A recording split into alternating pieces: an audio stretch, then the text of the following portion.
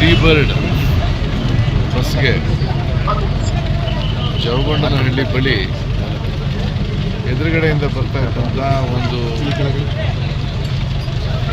Container ಗಾಡಿ ಅದು ಡಿವೈಡರ್ನ ಹತ್ತಿ ನೇರವಾಗಿ ಡಿಕ್ಕಿಯನ್ನು ಹೊಡೆದಿದೆ ರಭಸದಲ್ಲಿ. ಬಹುಶಃ ನಮ್ಮ ಇದುವರೆಗಿನ ತನಿಖೆ ಏನು ಹೇಳ್ತಾ ಇದೆ ಅಂತ ಹೇಳಿದ್ರೆ ಅದು ನೇರವಾಗಿ ಡೀಸೆಲ್ ಟ್ಯಾಂಕ್ಗೆ ಹೊಡೆದಿರ್ಬೋದು. ಡೀಸೆಲ್ ಟ್ಯಾಂಕ್ ಲೀಕ್ ಆಗಿ ನಂತರ ಬೆಂಕಿ ಉಂಟಾಗಿ ಈ ಬೆಂಕಿಯ ಜ್ವಾಲೆಯಿಂದ ಒಳಗಡೆ ಕೆಲವು ಪ್ಯಾಸೆಂಜರ್ ತಪ್ಪಿಸ್ಕೊಂಡಿದ್ದಾರೆ. ಆದರೆ ಗಾರ್ಡನ್ ನಿದ್ದೆಯಲ್ಲಿದ್ದವರು ಈಗಿನ ಪ್ರಕಾರ ಸುಮಾರು 8 ಜನ ಒಳಗಡೆ ಸಿಕ್ಕಿ ಹಾಕಿಕೊಂಡು ದುರಾದೃಷ್ಟವಶಾತ್ ತೀರಿ ಹೋಗಿದ್ದಾರೆ. ಅದರ ಜೊತೆಗೆ ಕಂಟೈನರಲ್ಲಿ ಇದ್ದಂತಹ ಕಂಟೈನರ್ ಲಾರಿಯ ಡ್ರೈವರ್ ಕೂಡ ಒಳಗಡೆ ಆ ಇಂಪ್ಯಾಕ್ಟ್ ತೀರಿ ಹೋಗಿ ಮತ್ತು ಬೆಂಕಿಯಲ್ಲೂ ಕೂಡ ಅವರು ಡ್ರೈವರ್ ಕೂಡ ಸತ್ತು ಹೋಗಿದ್ದಾರೆ.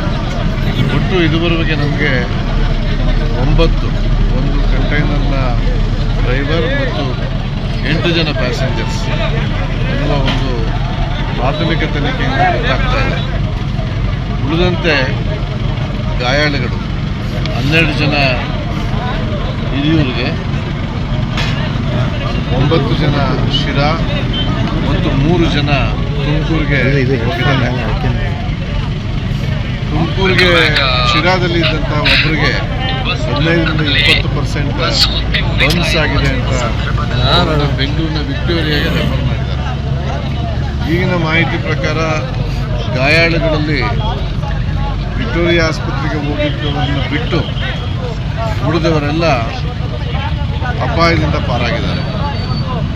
ಈಗ ಒಟ್ಟು ನಮಗೆ ಬಂದಿರತಕ್ಕಂಥ ಮಾಹಿತಿ ಪ್ರಕಾರ 32 ಜನ ಒಟ್ಟು ಬಸ್ನಲ್ಲಿದ್ದವರು, ಇನ್ಕ್ಲೂಡಿಂಗ್ ಡ್ರೈವರ್ ಆ್ಯಂಡ್ ಕಂಡಕ್ಟರ್. ಅದರಲ್ಲಿ ಸಿಕ್ಕಿರುವ ಲೆಕ್ಕ ಪ್ರಕಾರ 8 ಜನ ಒಳಗಡೆ ಇದ್ದಿರ್ಬೋದು ಅಂತೇಳಿ.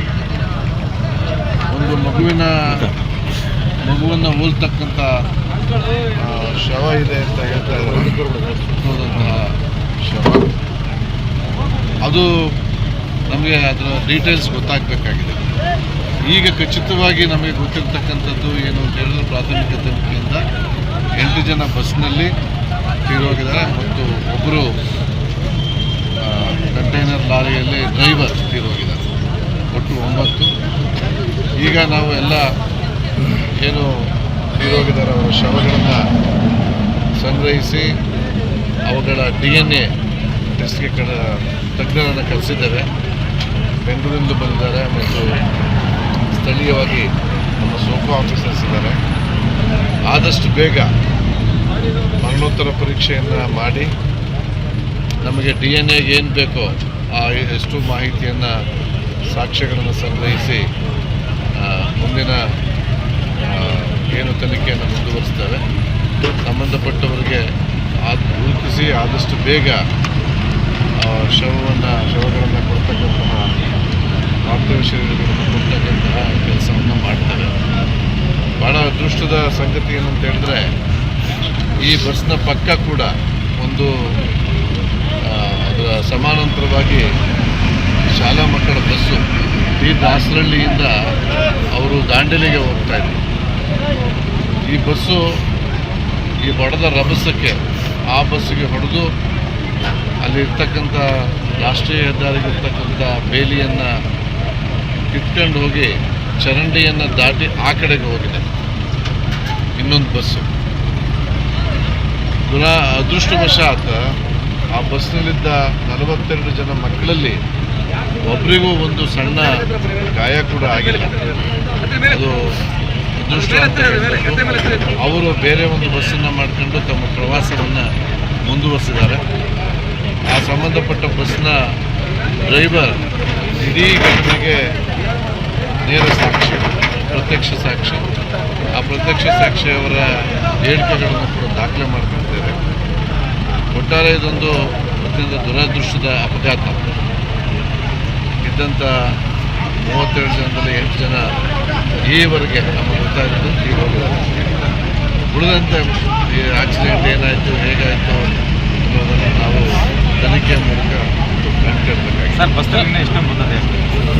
ಈಗ ನೋಡಬೇಕು, ಅದನ್ನು ನೋಡಿ ತೆಗಿತಾ ಇದ್ದಾರೆ, ನೋಡಬೇಕು,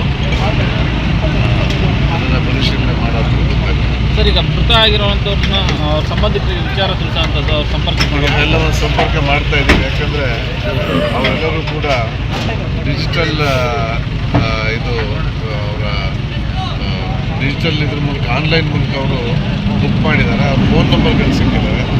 ಅವನ್ನೆಲ್ಲರೂ ನಮ್ಮ ಪೊಲೀಸ್ ಅಧಿಕಾರಿಗಳು ಸಂಪರ್ಕ ಮಾಡ್ತಾ ಇದ್ದಾರೆ.